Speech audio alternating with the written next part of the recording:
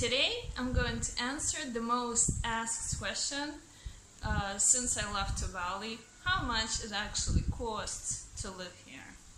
So let's get into it. Alright, expense number one, of course, is going to be your airfare you're getting here.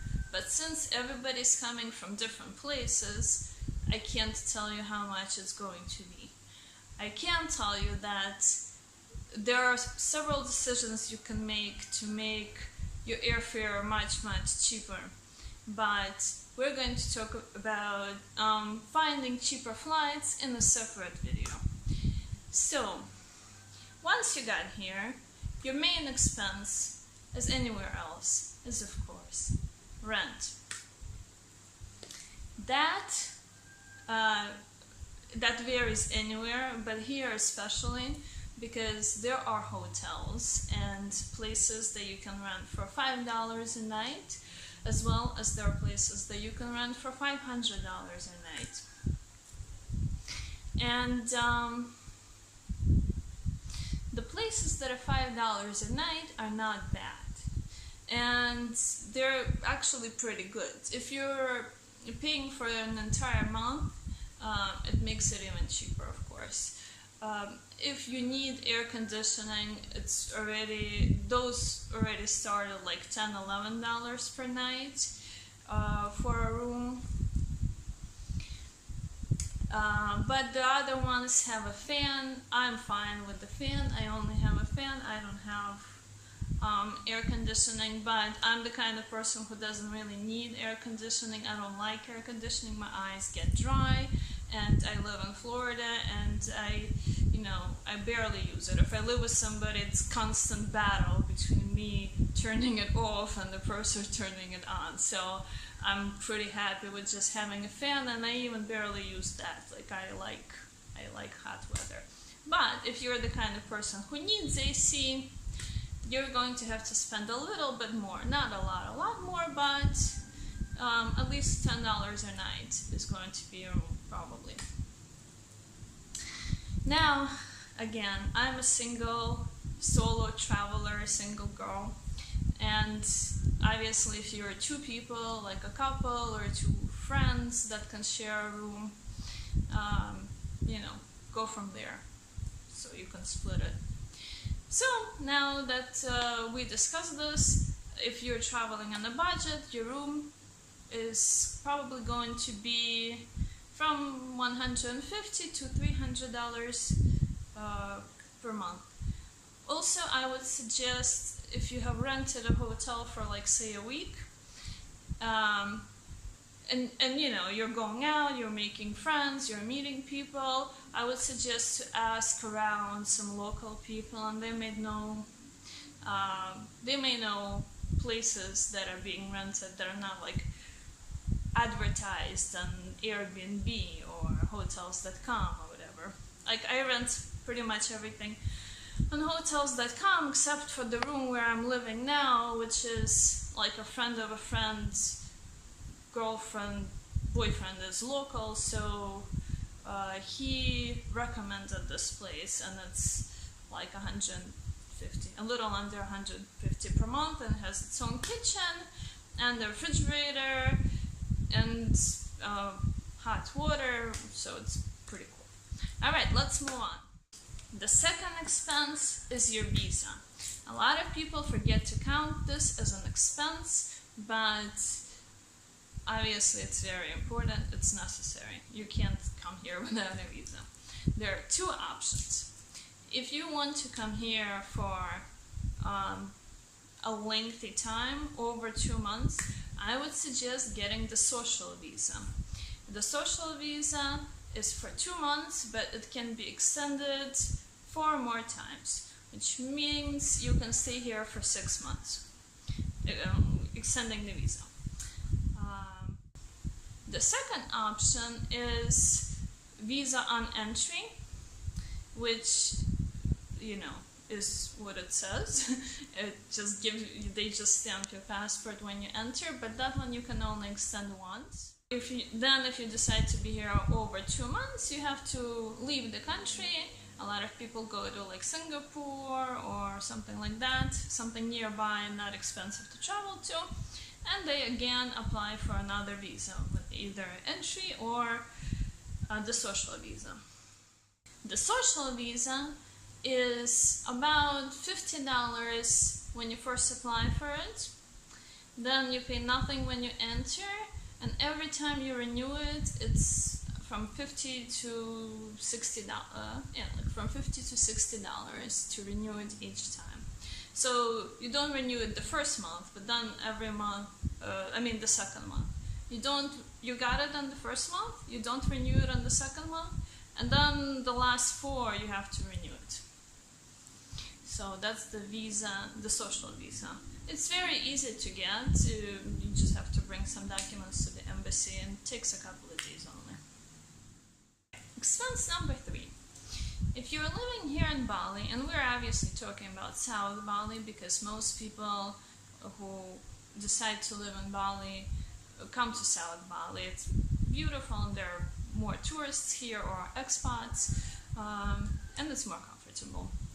Anyways, anybody who comes here usually wants to rent a scooter because you have to get around somehow, and there's a lot of beautiful places to see, and depending on how often you want to travel around, you might or might not want to get a scooter. So you can rent a scooter which costs about $50 to $70 per month depending on the scooter and the place that is renting them to you, or you cannot rent a scooter, and when you decide to go somewhere which requires driving, you can just take a cab. And I found that for me it averages about the same $50 per month because when I first got here I took a lot of tours, so I've seen pretty much all the beautiful places, and I still go to see them, but now I can take a taxi or I can just walk. I like to walk a lot, so I just walk. Like if it's less than an hour of walking, I walk. So now you have a room, a scooter, and a visa. You need gas for your scooter. Gas for a scooter is not very expensive. I mean, the scooter is light. Gas is expensive, but the scooter is light and it doesn't require a lot of gas. So you'll probably spend $1 or $2 per day on the gas. Food. There are a few ways to go about food. If you're on a budget and you want to get to know the local beautiful culture, you go to the local market. The local market, there's one in every city, sometimes 2, and they're open from 6 in the morning to 9 in the morning, and from 6 at night to like 11 at night, and there are some markets that are open throughout the day. Food in the markets is much cheaper than it is in the store, and it's normal to negotiate the price. If you're not comfortable with that, I wasn't. Take some practice. I got used to it though. Usually they give you a price that is like at least twice as much as they are willing to give it to you. But also things are so cheap, and I feel bad negotiating sometimes because this old lady is selling you this beautiful avocado for like less than $1. I'm not gonna try to make it 25 cents, because come on. But anyways, that aside, going to the market, I would do shopping for a week for about $10. Like things like eggs and staples are pretty cheap. There are things that are not cheap anywhere in Bali, which are cheese for some reason. Milk is relatively expensive, I don't know why. Normal coffee, like regular coffee that we Westerners are used to, is a little expensive. not expensive. It's still cheaper than in the US, for example, but it stands out here in these prices. These ridiculously cheap prices, like it really stands out that something is like $4 or $5. Anyways, so there's that. I'll probably make a separate video on the things that you can't buy here and that you need to bring here with you, because I use Equal as a sugar substitute and they just don't have it or any other sugar substitute. I mean, I looked everywhere. It's been 4 months already. I already given up. Yeah, food is really cheap, especially if you buy it at the market, which I love. You get to mingle with the people and bite the avocado that the person just took from his tree. You know, it's awesome. The other option is going to like a little supermarket. They have a bunch here, or of course you can always eat out, and eating out is also pretty cheap. I would say the whole day of eating out could cost you maybe $5, which, if you think about it, sometimes cooking for yourself is not really worth it in a financial sense. But if you like cooking for yourself, or you like some specific foods that you're gonna make, obviously it is worth it. So I would say I spend about like $3 on food per day, and periodically I like to go out and treat myself, but I will put that in a separate category. Alcohol. If you're going out and you're gonna have alcohol, it's expensive. It's not more expensive than it is in the US. It's about it's a little cheaper than it is at home, but it's still like expensive. A drink could be $10 or something like that, $7 to $10. So in the store, a bottle of wine starts at about $15 to $20. Beer, a bottle of local beer costs about $2. What else? Oh yeah, so there is a little trick. There is local alcohol called arak, which you can buy, but I haven't really seen it sold anywhere, and only if you're like asking. It's like they sell them in small shops, and if you ask for it, they kind of sell it to you, and they're not used to tourists buy it.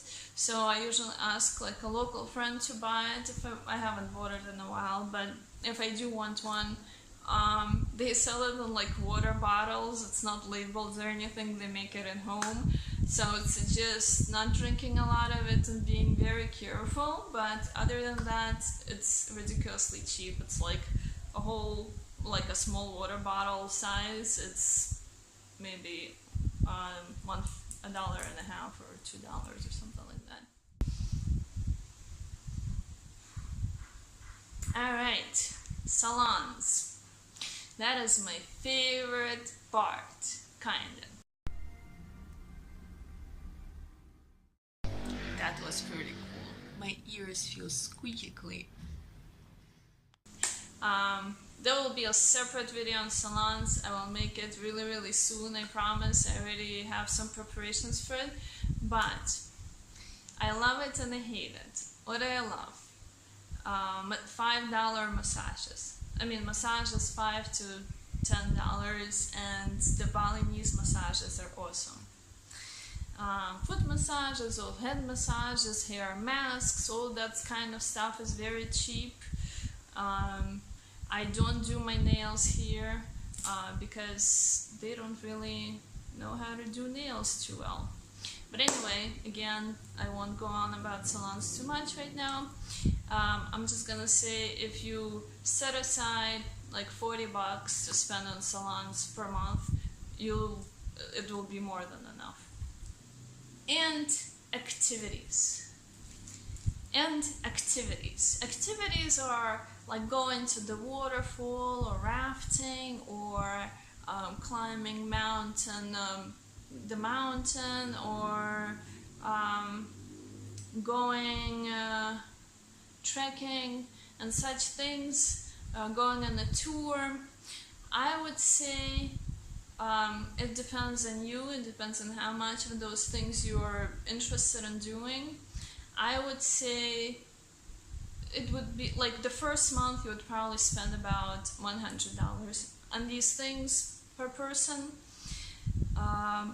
But after that, probably not. But again, it depends on you, and it depends on how much you want to spend, how much money you have, and how many times you want to go and climb the mountain, or such things. Also, activities will have its separate video, because there's just so much to say about activities here in Bali, and it's just awesome. Like, I'm so amazed by how many things you can do here. Anyways, alright, let's do a conclusion. Here's the list of things that you can expect to spend money on, and how much I think you can expect to pay. Of course, it depends. You might want something bigger or more expensive, or have more desire to do activities or go out or drink, whatever. We're all different, and it's all cool. It's awesome. And thank you for watching. Please subscribe to my channel for more tips and lots of vlogs if you want to see how life actually is in Bali and places that I travel from now on. Please subscribe to my channel and give me a thumbs up. Thank you, and have a great day.